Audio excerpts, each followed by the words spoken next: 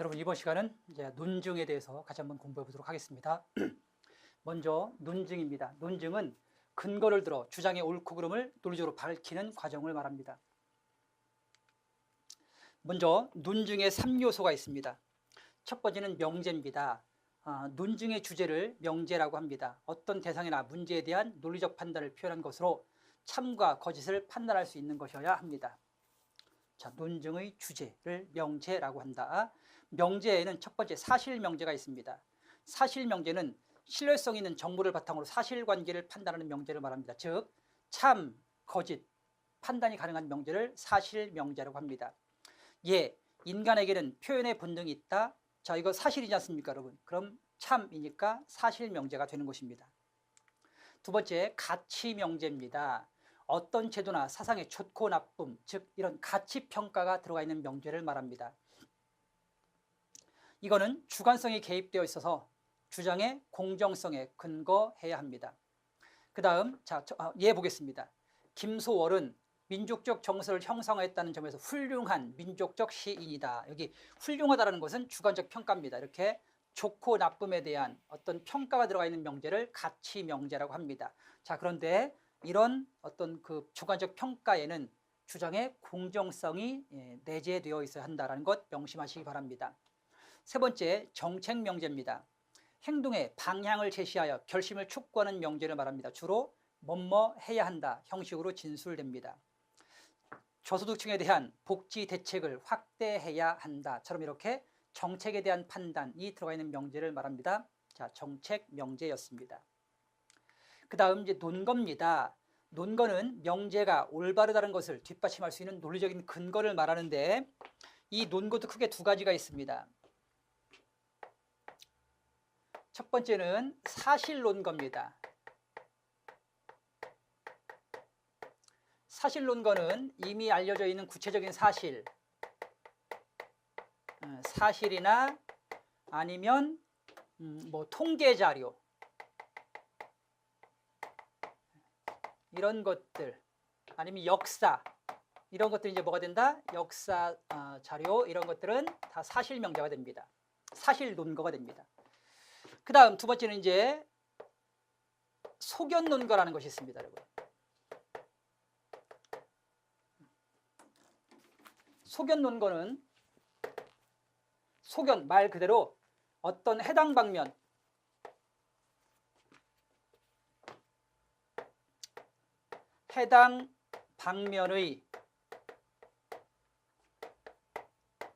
권위자가 내세운 근거를 말합니다. 주로 인용의 방식으로 사용되고요.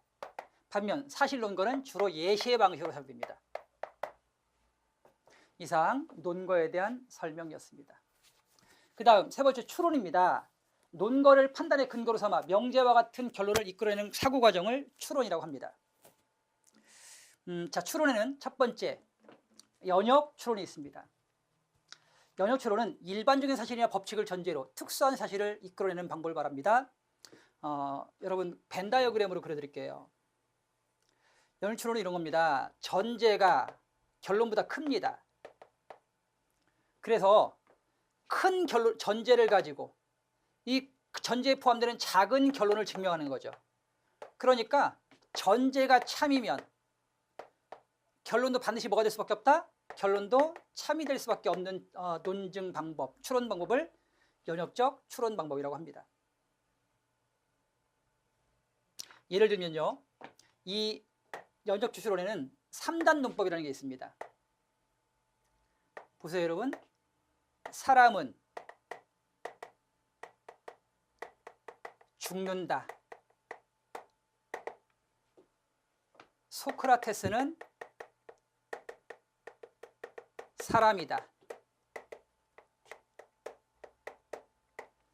우리는 사람은 죽는다를 대전제라고 하고요. 소크라테스는 사람이다를 소전제라고 합니다. 자, 이러면 어떻게 되겠어요? 사람은 죽고 소크라테스는 사람이니까 따라서 소크라테스는 어떻게 된다? 죽게 되겠죠. 이렇게 증명하는 것을 뭐라고 한다? 자, 즉 대전제를 바탕으로 소전제를 갖춰 결론에 이르는 것을 3단 논법이라고 하는데요. 이런 3단 논법 자체가 일반적인 것, 즉 사람은 죽는다라는 일반적인 것을 가지고 그것에 포함되는 소크라테스가 죽는다라는 사실을 증명했으니까 일종의 연역적 논지 전개 방식이 되는 것입니다. 그 다음에 뭐 연역적 논증 방법에는 뭐 정원 논증, 뭐 가원 논증 뭐 이런 것들이 있는데요. 사실은 그거 중요하지 않습니다. 공무원 시험에서 출제되지 않으니까 여러분 그 부분 그냥 넘어가셔도 좋겠습니다. 그냥 연역 논증이 무엇인지만 아시면 됩니다. 다음 보시겠습니다. 이번에는 귀납 논증입니다. 또는 귀납 추론이라고 하는데요.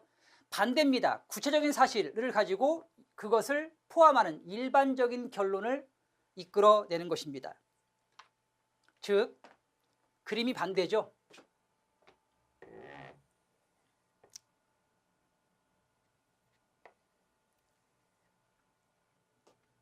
작은 전제 가지고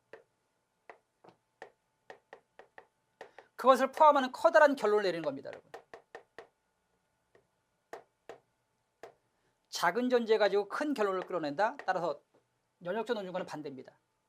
따라서 이 귀납표 추론은 전제가 참이라고 해서 작으니까 작은 게 참이라고 해서 결론이 반드시 참이라고 볼 수는 없습니다.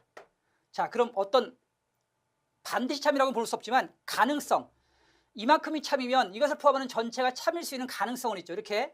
그래서 가능성에 바탕을 둔 추론, 개연성이라고 합니다. 개연성, 가능성에 바탕을 둔 추론은 귀납 추론이고요.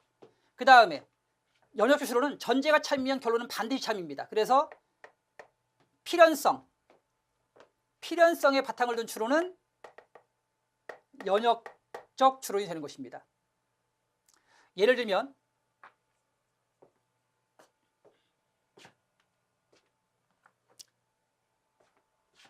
소크라테스는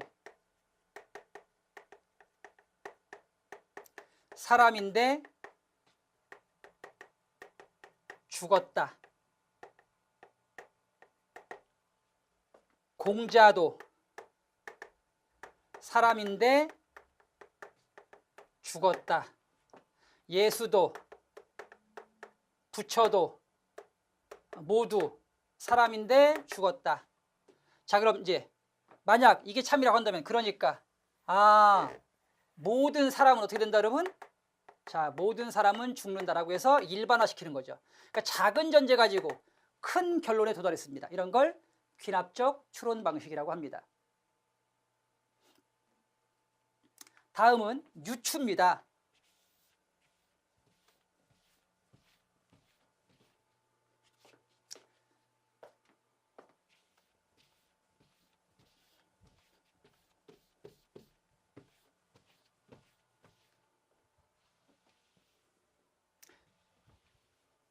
유추는 두 개의 사물이 여러 면에서 유사하다는 것을 근거로 다른 속성도 유사할 것이라는 결론을 이끌어내는 방법을 말합니다. 예를 들면요, 이런 겁니다, 여러분. 유추라는 것은 어려운 것, 낯선 것, 그 다음에 추상적인 것,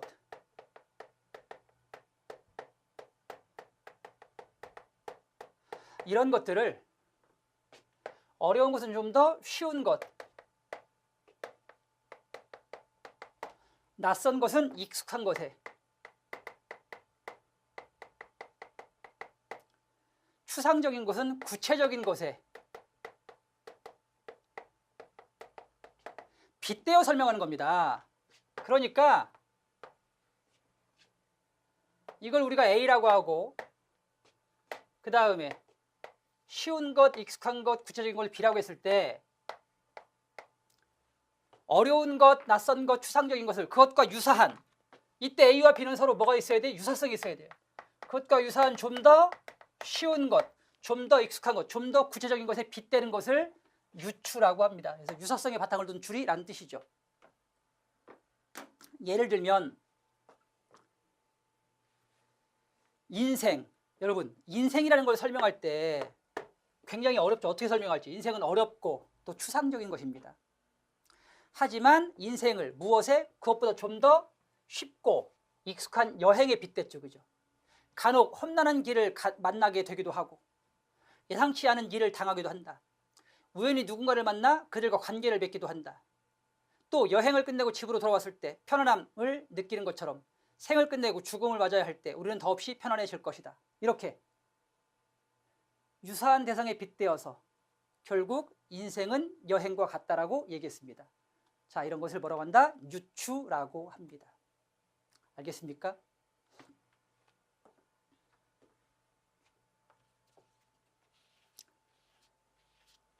교과서 지문에 이런 글이 있어요. 최재천님이 쓴 황소개구리와 우리말이라는 글이 있습니다. 황소개구리와 우리말. 여기 보세요. 처음 우리나라 산천에는 개구리가 살고 토종 개구리가 살고 또 토종 붕어가 살았어요.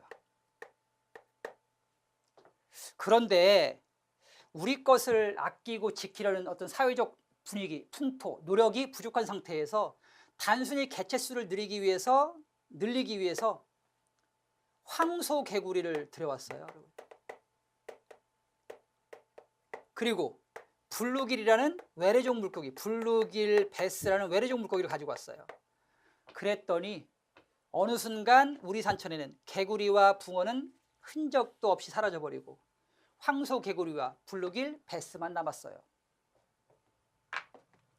이걸 가지고 이것과 유사한 사례에 빗대는 겁니다. 지금 우리의 언어 생활은 국어가 중심이 됩니다. 국어 생활이 이루어지고 있어요. 국어를 통한 언어 생활, 국어를 통한 언어 생활을 하고 있어요. 지금은요. 그런데 우리가 세계화라는 명목으로 우리 국어를 아끼고 사랑하는 정신이 부족한 상태에서 만약 영어를 공용화시키면 어떻게 되겠어요, 여러분? 앞서 우리가 구체적인 것에 빗대어서 보면 우리 토종개구리는 어떻게 됐어요? 자, 황소개구리에 밀려버렸고 우리 토종 붕어는 블루길 베스에 밀려버렸죠. 결국 우리 국어도 영어라는 거대한 힘의 자취가 사라지고 말 것이다라는 것을 예측해도 가능하겠죠. 그죠? 따라서 이런 현상을 막기 위해서는 먼저 뭐가 필요하다, 여러분? 영어를 공용화하는 것보다 우리 것을 아끼고 사랑하는 것이 먼저 필요하다. 이런 주장을 하기 위해서 필자는 지금 무슨 방식을 쓴 거야? 유사한 사례, 좀 더 쉽고 구체적인 사례에 빗댔습니다. 그럼 뭐가 된다? 유추가 되는 것입니다. 그 다음 변증법입니다. 변증법은 두 개의 대립하는 개념인 정과 반으로부터 제3의 개념인 합을 도출하는 방법을 말합니다. 자, 진리는 이성에서만 나온다. 정. 근데 뒤에 가서 반박합니다. 무슨 소리냐? 진리는 경험에서만 나온다. 반박했죠. 자, 그럼 이제 두 가지를 합합니다. 진리는 경험과 이성 모두를 사용해야 얻을 수 있다. 이렇게 서로 상반되는 내용을 맞세우고 두 가지를 합쳐서 합리적인 결론에 도달하는 방식을 변증법적 추론 방식이라고 합니다. 이상 여러분들에게 저는 지금까지 추론 방식에 대해서 설명드렸습니다. 자, 그 다음 이제 다음 보시겠습니다. 이번에는 추론의 오류입니다. 즉 논리적인 오류라고 할 수 있는데요. 몇 가지 살펴보겠습니다. 첫 번째, 순환 논증의 오류입니다. 순환 논증은 말 그대로 순환하는 과정에서 발생되는 오류를 말합니다. 즉 전제를 다시 결론으로 삼거나 결론을 다시 전제로 삼는 오류를 말하죠. 예컨대 이런 겁니다. 선생님이 철수야, 너 영희네 집 어딘지 아니? 그랬더니 영희가 뭐라 그래요? 저희 옆집이요. 아, 그렇구나. 그럼 너희 집은 어디니? 철수네 옆집이요. 그래? 그럼 철수네 집은 어딘데? 예, 저희 옆집이요. 이렇게 되는 겁니다, 여러분. 이게 순환 논증의 오류입니다. 그놈은 나쁜 놈이다. 사형을 당한다. 그놈은 나쁜 놈이기 때문이다. 앞의 전제를 다시 결론으로 활용했습니다. 이런 걸 순환 논증의 오류라고 합니다. 다음, 논점 일탈의 오류입니다. 즉 주제에서 벗어난 얘기를 하고 있는 겁니다. 예를 들면 너희들은 텔레비전 채널을 가지고 하루 종일 싸우는구나. 그만 들어가서 공부해. 지금 두 자녀가 아들과 딸이 서로 텔레비전을 보겠다고 아들은 스포츠, 그 다음에 누나는 뭐 드라마 보겠다고 서로 다투는 겁니다. 근데 보기 싫었던 엄마가 뭐라 그래? 야, 니들은 하루 종일 채널만 가지고 싸우냐? 그만 들어가서 공부해. 지금 채널 가지고 싸우는데 난데없이 공부하라는 얘기하고 있어. 그렇죠? 논점에서 벗어난 겁니다. 채널 가지고 왜 싸우면 안 되는지를 가지고 설명해야 되는데 그건 설명하지 않고 엉뚱하게 들어가라고 얘기했으니까 자, 잘못된 것이죠. 논점 일탈의 오류입니다.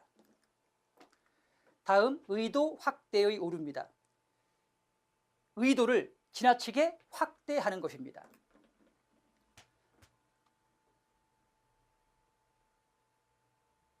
예를 들면 좀 극단적인 사례를 제가 들어드릴게요. 이렇게 횡단보도가 있습니다. 그리고 중앙선이 있어요. A라는 사람이 평상시에는 교통법규를 안 지켜본 적이 없습니다. 근데 그날은 이상하게 배탈이 나서 도저히 이 그 횡단보도를 지켜서 건너갈 어떤 그 방법이 없는 거예요. 그래서 자기도 모르게 무단횡단을 했습니다. 그런데 이 A라는 사람을 피하려던 버스가 반대 방향으로 핸들을 돌렸고 결국 마주오던 역시 45인승 승합버스와 정면 충돌하는 사고가 발생했습니다. 끔찍한 사고죠. 이 사고로 수없이 많은 생명이 죽었습니다. 그때 우리는 이 사람에게 당신은 무고한 생명을 죽이려고 무단횡단을 한 것입니다. 따라서 당신은 사형죄로 처벌받아야 돼. 이렇게 할 수 있습니까? 못합니다. 왜? 그건 이 사람의 의도를 확대한 것입니다. 이 사람은 단지 배가 아팠을 뿐입니다. 그래서 무단횡단을 한 것뿐입니다. 그 이상의 죄를 모를 수는 없는 것입니다. 그게 의도 확대입니다. 그 다음에 대중애의 호소입니다. 즉 여러 사람이 쓰는 것은 좋은 것이라는 믿음에서 나오는 오류를 말합니다. 자, 예컨대 국민의 67%가 사형제도에 찬성했다. 따라서 사형제도는 정당하다. 이번에 나온 김철수 감독의 신작은 매우 많은 사람이 관람했으므로 좋은 영화이다. 바로 이런 것들이 대중애의 호소라고 볼 수가 있겠습니다. 많은 사람이 선택했다고 해서 반드시 좋은 것이라고 볼 수는 없거든요. 예컨대 우리가 낯선 곳에서 식당을 갈 때 어디 가죠, 여러분? 차가 많은 곳, 그죠? 예, 사람들이 북적대는 곳을 가죠. 근데 이제 그것이 반드시 맛있는 음식을 먹는 어떤 그 보편타당한 방법은 아닙니다, 그렇죠? 예, 그게 이제 대중애의 호소가 되겠습니다. 자, 그 다음 성급한 일반화의 오류입니다. 결론을 뒷받침하는 전제들을 충분히 검토하지 않고 제한된 사례만 가지고 성급하게 일반화시키는 것을 말합니다. 예를 들면 하나를 보면 열을 안다더니 너는 안 봐도 뻔해. 이거 여러분 어떻게 하나를 보고 열을 알 수가 있겠습니까? 말 그대로 성급한 일반화입니다. 즉 열을 알려면 적어도 8, 9은 보고 나서 얘기해야죠. 그렇죠? 자, 이렇게 성급한 일반화는 오류의 가능성이 있습니다. 다음 보시겠습니다. 흑백 논리의 오류입니다. 세상의 선택지가 흑과 백 단 2가지밖에 없다고 생각하는 데서 발생하는 오류입니다. 이번에 학생회장 선거에서 나를 뽑지 않은 것으로 보아 너는 나를 아주 싫어하는구나. 자, 이 사람은요 선택지가 2개입니다. 나를 뽑았으면 좋아하는 것, 나를 안 뽑았으면 싫어하는 것. 이런 걸 흑백 논리의 오류라고 합니다.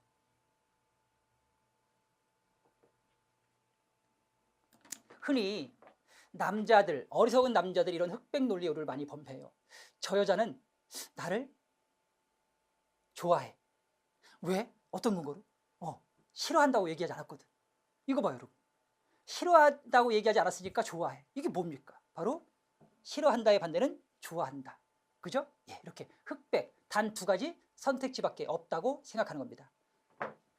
다음입니다. 이번에는 분할의 오류입니다. 즉 구성된 전체가 어떤 요소를 갖고 있다고 해서 분할된 것도 그 요소를 갖고 있다고 볼 수는 없습니다. 자, NaCl은 Na와 Cl이 결합한 것이다. NaCl은 맛이 짜다. 따라서 Na도 맛이 짜고 Cl도 맛이 짤 것이다. 이게 이제 분할의 오류가 되는 것입니다. 그 다음 은밀한 재정의의 오류입니다. 말 그대로 일반적인 정의가 있는데 그런 정의를 무시하고 은밀하게 재정의, 다시 정의한 데서 발생하는 오류를 말합니다. 미친 사람은 정신병원에 가야 해. 요즘 세상에 뇌물을 받지 않다니 그 사람은 미쳤음이 틀림없어. 여기 지금 일반적인 정의가 무너졌죠. 미친 사람은 정신 상태가 비정상성에 있는 겁니다. 근데 이 사람은 지금 뇌물을 받지 않으면 미친 사람이라고 정의한 것입니다. 즉 일반적인 정의를 무시하고 나름대로 정의한 것입니다. 이런 걸 은밀한 재정의의 오류라고 합니다. 그 다음 분할의 오류가 있었으면 반대인 합성의 오류도 있습니다. 즉 작은 것이 어떤 요소를 갖고 있다고 한다면 그것이 합해진 큰 것도 앞서 그러한 요소를 똑같이 갖고 있을 것이다. 그게 합성의 요소입니다. 구름은 수증기의 응결체라고 한다. 그런데 수증기는 눈에 보이지 않는다. 따라서 구름도 눈에 보이지 않을 것이다. 이게 바로 합성의 오류라고 볼 수 있겠습니다. 다음 앞서 우리가 유추 배웠죠, 그렇죠? 유추는 어렵고 낯설고 추상적인 것을 쉽고 익숙한 것에 빗대는 것인데요. 유추가 성립되려면 대상과 대상 간의 유사성이 높아야 됩니다. 이렇게 유사성이 없는데 억지로 연결시키면 그건 유추의 오류가 되는 것입니다. 철수는 얼굴도 희고 안경도 끼었는데 공부를 잘한다. 영희도 얼굴이 희고 안경을 꼈다. 그러므로 공부를 잘할 것이다. 단 두 가지 사례만 유사성이 있는데 자 이것 가지고 공부를 잘할 것이다라고 결론을 내렸죠. 이런 걸 잘못된 유추라고 합니다. 그 다음 연민에 호소하는 오류입니다. 논증이 건전하지 않음에도 상대편의 연민에 호소함으로써 자신의 주장을 받아들이도록 하는 오류를 말합니다. 이 광모저 낙제를 하면 전 졸업할 수가 없습니다. 제발 저에게 학점을 주시겠습니까 선생님? 부탁드립니다. 자 여러분 지금 이 학점을 갖지 못하면 낙제할 수밖에 없다는 것을 강조해서 상대방에게 어떤 연민이라는 심리작용을 유발하도록 하고 있습니다. 이런 걸 연민에 의호소라고 합니다. 그 다음 인신공격입니다. 주장을 타당성에 비추어 평가하지 않고 주장한 사람의 인품, 성격, 직업, 과거의 정황 등을 구실로 삼아 평가하는 오류를 말합니다. 그 사람은 과거에 범죄를 저지른 적이 있으므로 그가 하는 말은 모두 믿을 수가 없어. 과거의 그 사람의 행적 가지고 그 사람의 현재의 행동을 부정하고 있습니다. 인신공격입니다. 그 다음 무지의 호소도 있습니다. 증명할 수 없는 사실을 근거로 삼아 자신의 견해가 바람직하다고 주장하는 것을 말합니다. 우주에 외계인은 존재하지 않아. 왜? 누구도 외계인을 본 적이 없으니까. 이렇게 어떤 것을 증명하지 못했다고 해서 그것은 참, 또는 역시 참임을 증명하지 못했으니까 거짓, 이렇게 말하는 것을 무지의 호소라고 합니다.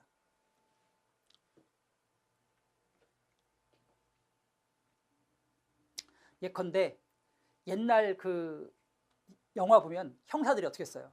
무조건 용의자 붙잡아다가 네가 이 사건의 범인이 아님을 증명해봐. 못하지? 그러니까 너는 범인이야. 이게 바로 무지의 호소입니다. 여러분. 어떤 것을 증명하지 못했으니까 참, 반대의 경우를 증명하지 못했으니까 그건 거짓. 이렇게. 다음 보겠습니다. 발생학적 오류도 있습니다. 어떤 대상의 기원이 갖는 속성을 그 대상도 가지고 있다고 생각하는 것입니다. 예를 들면 가야는 망한 나라인데 그 나라의 음악을 듣는 것은 온당치 못한 일입니다. 그 음악이 가야에서 온 건 사실이지만 그 나라가 망했다고 해서 그 음악도 망한 음악으로 볼 수 없거든요. 그렇죠? 즉 발생학적 기원이 어디 있느냐를 가지고 그걸 가지고 음악을 평가했으니까 발생학적 오류라고 볼 수 있겠습니다. 그 다음 우연의 오류 또는 원칙 혼동의 오류라고 합니다. 일반적으로 적용되는 원칙을 특수한 경우에까지 적용해서 저지르는 오류를 말합니다. 예컨대 거짓말은 나쁩니다. 그러므로 의사가 환자를 위해 거짓말을 하는 것도 나쁩니다. 여러분 의사는 치료 효과를 위해서 하얀 거짓말, 어쩔 수 없는 거짓말을 해야 하는 경우도 있습니다. 근데 거짓말이 나쁘다는 일반적인 원칙 가지고 의사가 환자를 치료한 특수한 상황에 적용시켜서 의사의 거짓말도 나쁘다고 한다면 그건 원칙을 혼동한 것이 되는 것입니다. 여러분 폭력은 나쁩니다. 따라서 권투 경기는 없어져야 한다. 이게 바로 원칙 혼동입니다. 물론 폭력이 나쁘죠. 하지만 권투 경기는 선수와 선수 간의 어떤 일정한 룰과 또 심판에 의해서 규칙에 의해서 이루어지는 일종의 스포츠 활동입니다. 따라서 그것은 일반적인 폭력과는 다릅니다. 그러니까 일반적인 원칙을 특수한 사례에 적용해서는 안 됩니다. 그게 원칙 혼동의 오류입니다. 이렇게 해서 여러분들에게 자, 논증과 그리고 논리적인 오류를 설명드렸습니다. 다음은 토의와 토론에 대해서 말씀드리겠습니다. 토론은 여러 사람이 공통된 주제에 대하여 자신의 주장이 옳음을 설득하는 경쟁적 의사소통을 말합니다. 공통된 주제에 대해 찬성과 반대로 의견을 나누어 각자의 의견을 말하고 상대방의 의견을 반박하면서 자기의 주장이 옳음을 밝혀나가는 방식이라고 볼 수 있겠습니다. 자, 그럼 여러분 일단 토론과 토의의 차이점을 좀 아셔야 하는데요. 가장 이제 쉽게 예를 들면 이런 겁니다. 제가 퇴근하는 길에 빵을 3개를 사갔습니다, 여러분. 근데 집에 갔더니 우리 아내, 그리고 사랑하는 딸, 그 다음 아들이 있습니다. 그런데 때마침 자, 딸 친구가 놀러 왔습니다. 딸 1, 딸 2 친구.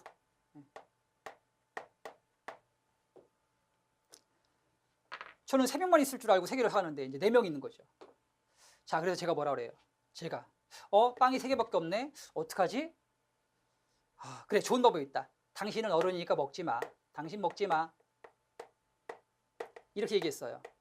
그랬더니 우리 집사람이 아니야, 먹을래. 나도 먹을래.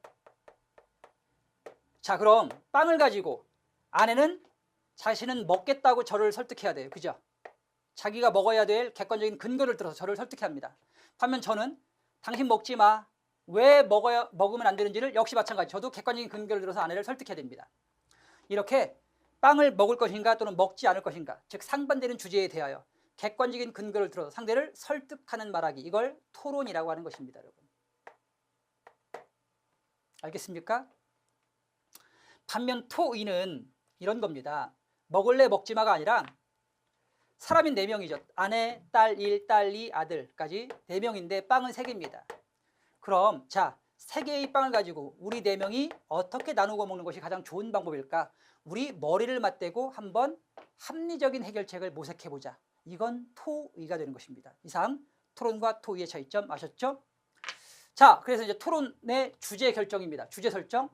토론의 주제는 반드시 긍정문으로 표현해야 합니다. 사교육 대책 이대로는 안 된다처럼 부정문을 적으면 안 된다는 얘기입니다. 왜냐하면 그럼 찬성 측 논제가 뭐가 돼요?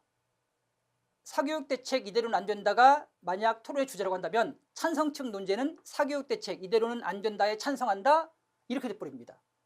이상하지 않습니까? 그래서 토론의 주제는 항상 자, 긍정문으로 서술되는 것이 맞습니다. 그 다음 2번째, 토론의 주제는 현재 상황을 변화시키고자 하는 내용을 담아야 합니다. 사교육 대책 이대로는 안 된다, 이것보다는요, 사교육 대책 반드시 개선되어야 한다라고 해서 이렇게 변화시키고자 하는 내용을 담아야 합니다. 그 다음 토의입니다. 토의는 여러 사람이 공통된 주제에 대한 문제의 해결을 위하여 협동하는 의사소통을 말합니다. 여러 사람이 함께 모여 공동의 주제를 가지고 각자 다른 자신의 의견을 나누는 형식을 말합니다. 즉 공통의 주제에 대해 검토하고 협의하는 것을 말한다. 협의를 통해서 최선의 해결 방안을 도출하는 것을 목적으로 합니다.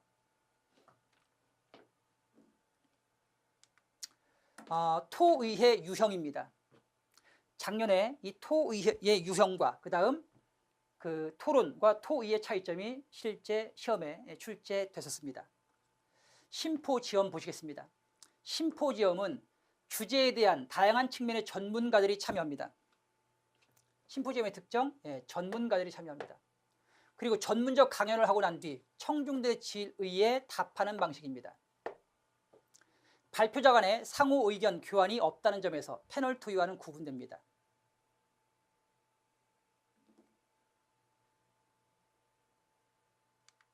그 다음 패널 토의입니다. 일명 배시본 토의라고 합니다. 주제에 관한 전문가 또는 대표자가 각각 자신의 견해를 발표하고 이후 발표자들이 서로 의견을 교환하여 공동의 결론을 이끌어냅니다. 그래서 예를 들면 이제 심포지엄 이런 겁니다. 우리가 여러분 대학 다닐 때 뭐 학술토의 같은 거 가보시면 알잖아, 그렇죠? 학술토에 가면 학생들 이렇게 쭉 앉아 있죠, 그죠? 관중석에 앉아 있고 그 다음에 발표자가 이렇게 발표하죠. 발표자 1, 예를 들면 발표자 1, 한국 민주주의의 과제. 발표자 2, 한국 민주주의와 서구 민주주의의 비교. 발표자 3, 한국 민주주의에 나아갈 방향. 이렇게 각각의 전문가가 발표자로서 발표하고 나중에 청중이 질의하고 발표자가 답을 하는 형태를 심포지엄이라고 합니다. 근데 패널과 다른 것은 패널 토의는 발표자 간의 토의가 없다는 얘기입니다. 그냥 발표만 하고 청중과 질의 응답만 하는 것이죠. 반면 패널 토의는 관중석에 역시 관중들이 있습니다. 그리고 발표자 1, 발표자 2, 발표자 3이 같이 나란히 패널로 참여하는 겁니다. 그래서 한국 민주주의의 과제에 대해서 서로 자신의 이야기를 개진하면서 상호 이야기를 주고받는 말하기를 말합니다. 그리고 나중에 청중도 질의하고 응답하는 말하기 형태, 이게 바로 배시원 토의, 그러니까 패널 토의가 되겠습니다. 여러분, 패널 토론과 패널 토의는 다릅니다. 흔히 100분 토론 같은 TV 토론은 그건 뭐죠, 여러분? 하나의 주제에 대해서 찬성과 반대측 패널을 위축하고 서로 자신의 주장을 객관적인 근거를 들어 상대를 설득하고 합리화시키는 그건 토론식 말하기지 토의가 아닙니다. 알겠습니까? 100분 토론은 토론입니다. 패널 토의는 공통된 주제에 대하여 전문가인 패널들이 서로 의견을 주고받고 청중도 질의 응답하는 말하기 형태입니다. 그 다음 포럼입니다. 포럼은 공공의 문제에 대해 청중과 질의 응답하는 방식의 토의인데요. 서로 상충하는 입장에 놓인 토의자들이 각자 문제의 해결 방안을 발표합니다. 또한 처음부터 청중이 토의에 참여합니다. 그러니까 전문가가 없습니다.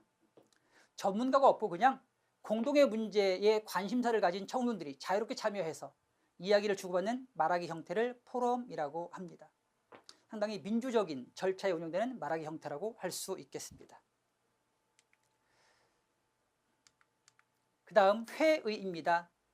어떤 조직이나 공동체의 문제를 해결하고 의사결정을 하기 위한 토의를 말합니다. 의사결정을 위한 엄밀한 절차가 정해져 있다는 특성을 갖습니다. 절차는 회의의 성격에 따라 달라질 수 있습니다. 그 다음 원탁토의입니다. 10명 내외의 사람들이 원탁에 둘러앉아 상하 구별 없이 자유롭게 의견을 나누는 방식의 토의를 말합니다. 예를 들면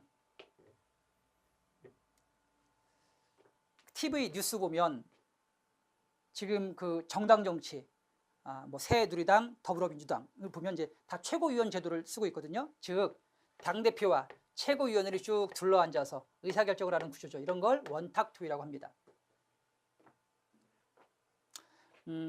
일명 기사도 중세 기사도가 원탁에서 기사가 원탁에 토의하던 형태에서 왔다고 해서 원탁토의라는 방식을 쓴 겁니다. 이름을 쓴 것입니다. 자, 그 다음에 마지막으로 토론과 토의의 차이점입니다.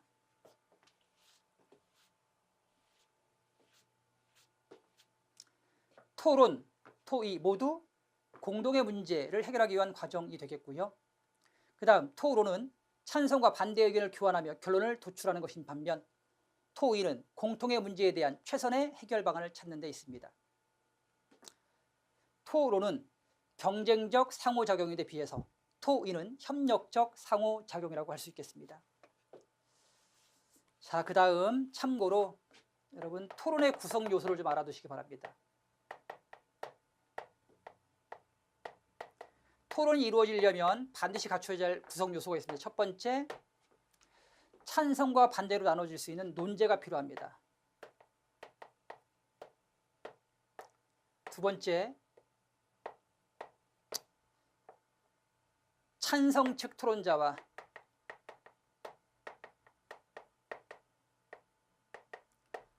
그리고 반대 측 토론자가 필요합니다. 어느 한쪽 토론자가 없으면 토론은 될 수가 없습니다.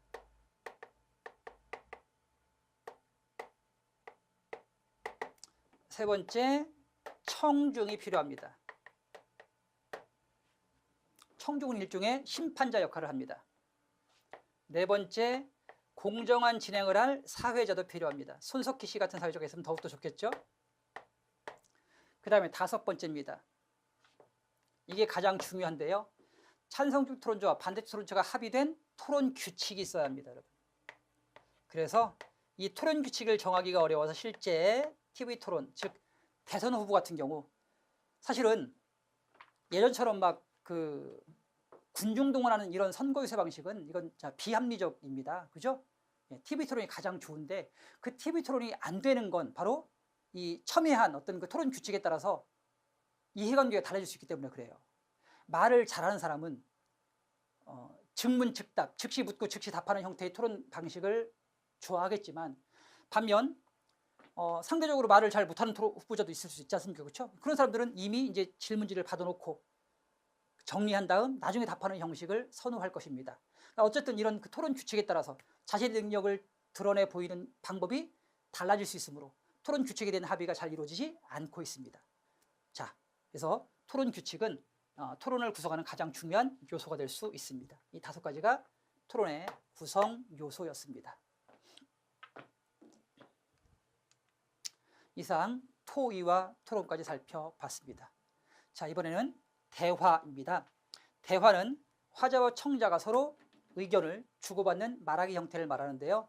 자, 대화의 경률이 있습니다. 첫 번째, 자, 협력의 원리, 즉 대화 당사자 간에 일정한 협력이 이루어져야 합니다. 근데 그 협력의 원리에 필요한 경률이 있는데요. 첫 번째, 양의 경률 또는 양의 원칙이라고 합니다. 양의 경률 또는 양의 원칙은 대화의 목적에 성공적으로 도달하는 데 필요한 만큼의 정보를 제공해야 합니다. 즉 부족한 정보를 제공하는 건 성공적인 대화에 이를 수 없습니다. 뿐만 아니라 넘치는 정보를 제공하는 것도 결국 바람직하지 않습니다. 자, 그걸 양의 경률이라고 합니다. 예를 들면 너 체중이 얼마나 되니? 예, 55kg인데요. 키에 비해 가벼운 편입니다. 이 부분 체중이 얼마냐고 물어봤으면 어떻게 답해야 됩니까? 55kg입니다 라고 답하면 됩니다. 뒤에 부분 키에 비해 가벼운 편입니다. 이 부분은요 사실은 물어보지 않은, 즉 과도한 정보를 제공한 것입니다. 이러한 과도한 정보 제공은 상대방으로 하여금 어떤 주제에 대해서 선입견을 갖게 하는, 편견을 갖게 하는 단점이 있을 수 있습니다. 따라서 과도한 정보 제공도 적절치 못합니다. 그러니까 부족한 정보 제공만큼이나 넘치는 정보 제공도 바람직하지 못하다. 자, 이걸 양의 경률이라고 합니다.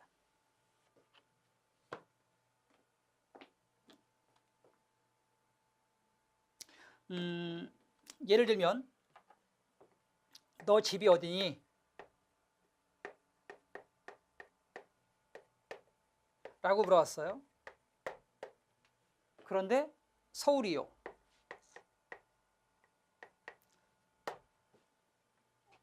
어디서? 서울에서. 지금 서울에서 살고 있는 친구에게 물어봤어요. 서울에서. 너 집이 어디니? 근데 서울이라고 하면 이거는 뭐야? 필요한 만큼의 정보를 제공하지 않은 거죠. 이렇게 될 경우 성공적인 대화에 이를 수 없습니다. 부족한 정보 제공입니다. 그 다음 보시겠습니다. 이번에는 질의 경률입니다. 즉 타당한 근거를 들어 진실을 말해야 하는데 거짓된 정보를 제공하는 것을 질의 경률이라고 합니다. 얼마 전 시민운동회가 있었다면서 100m 달리기에서 비행기보다 빠른 사람을 봤어. 지금 비행기보다 빠른 사람을 봤다고 했습니다. 여러분, 세상에 비행기보다 빠른 사람이 어디 있겠습니까? 이렇게 하면 결국 성공적인 대화에 이르지 못합니다. 왜? 거짓된 정보를 제공했으므로 더 이상 대화가 진행되지 못하는 것이죠. 이런 걸 질의 경률이라고 합니다.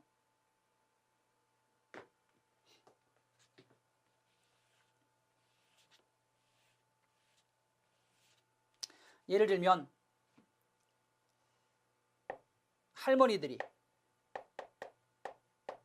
할머니들께서 아휴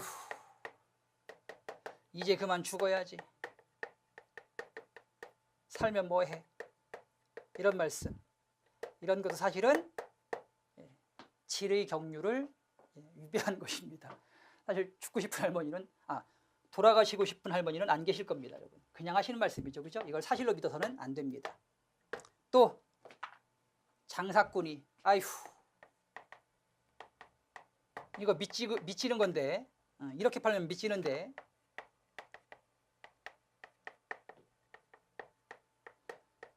자 여러분 미치고 파는 장사꾼은 없습니다. 그렇죠? 예, 이런 걸 질의 경률이라고 합니다. 다음 관련성의 경률입니다. 관련성의 경률은 주제에서 어긋난 대화가 이어지는 것입니다. 즉 이번 방학 때 어디 놀러 갈 거니? 니은 내일이 시험이라 밤새워서 공부해야 돼. 방학에 어디 놀러 갈 거냐고 물어봤는데요. 밤새워 공부해야 돼 라고 얘기하고 있습니다. 그죠? 예, 주제에서 어긋난 대화를 하고 있습니다. 왜냐하면 그러니까 내일이 시험인 것하고 이번 방학 때 어디를 놀러 갈 거냐고는 관계없잖아요. 그렇죠? 예. 만약 이번 방학 때 어디로 놀러 갈 거니? 방학 중에 시험이 있어. 그래서 놀러 가긴 힘들 것 같아. 이렇게 얘기하면 그건 이제 주제에 맞는 대화를 한 거죠. 내일이 시험인 것과 방학 때 놀러 가는 것과는 직접적인 관계가 없다는 얘기입니다. 그래서 관련성의 경률을 위배했습니다.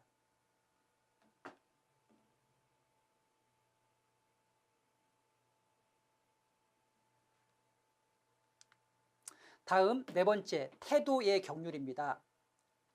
모호성이나 중의성이 있는 표현은 하지 말고 간결하고 언어 예절에 맞게 말을 해야 합니다. 점심은 뭐 먹을래? 생각해보고 마음 내키는 대로요. 또는 뭐 아무거나요.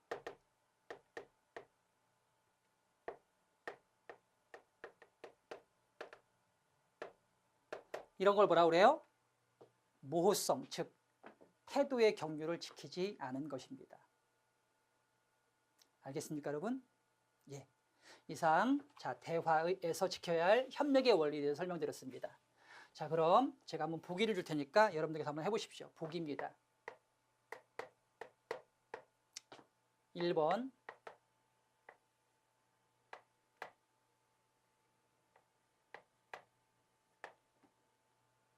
영희야,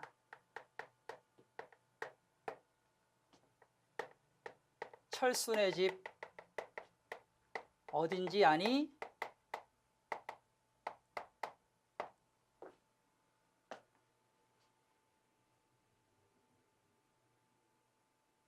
자, 여기에 대해서 영희가 답했습니다. 영희의 답.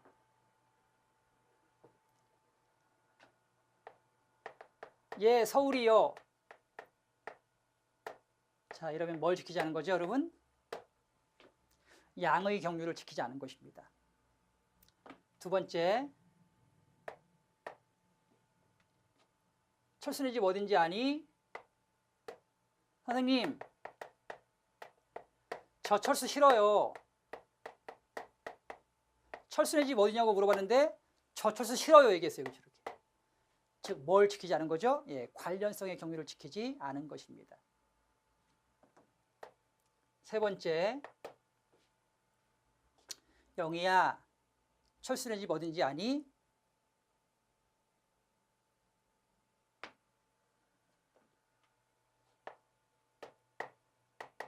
철수 집 없어요.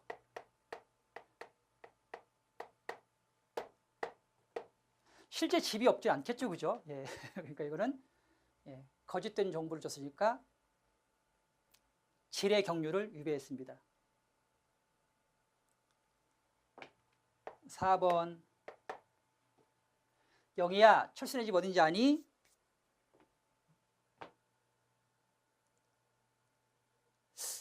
알 것 같기도 하고 모를 것 같기도 해요. 뭡니까 이건? 그렇죠. 태도가 모호합니다. 즉 모호성의 경륜, 즉 태도의 경륜을 지키지 않은 것입니다. 이렇게 해서 자 대화의 경률까지 했습니다. 여러분, 자 그럼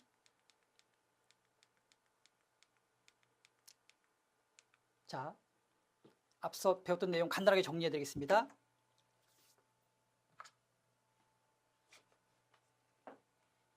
먼저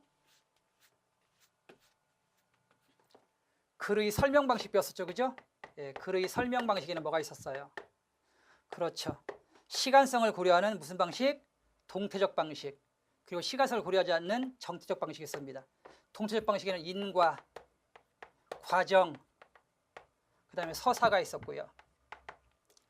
이건 동태적 방식입니다. 서사에는 뭐가 있다? 서사의 3요소. 인물, 그리고 시간, 그 다음에 사건, 이 세 가지가 들어가 있으면 서사가 됩니다. 그래서 여러분들 일기 쓰는 거 서사, 소설 서사, 전기 서사입니다. 그 다음에 시간성을 고려하지 않는 방식, 무슨 방식? 정태적 방식이 있습니다. 정의, 비교, 예시, 분류, 뭐 등등등 분석, 그죠? 예. 그 다음에 논증 배웠죠, 여러분? 논증. 자, 논증의 3요소에는 뭐가 있어요? 명제, 그죠? 또 두 번째 논거, 세 번째 뭐가 있었어요? 추론. 그리고 추론에는 뭐가 있어요? 연역 추론. 그 다음에 반대의 귀납 추론. 세 번째 유추. 유사성의 바탕을 둔 유추. 그리고 마지막이 변증법적, 정반합의 방식을 취하는 변증법적 방식이 있습니다. 그 다음 토의하고 토론. 자, 토론은 객관적인 근거를 들어 상대를 설득하는 설득적 말하기. 그러면 토의는 공동체적 문제를 해결하기 위해 합리적인 해결책을 찾는 말하기 형태를 말합니다. 자, 토의에는 심포지엄,